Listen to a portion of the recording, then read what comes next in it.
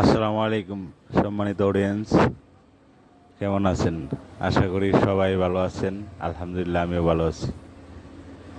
আমার অল্প একটু ওয়ার্ল্ডিংয়ের কাজ করার দরকার ছিল।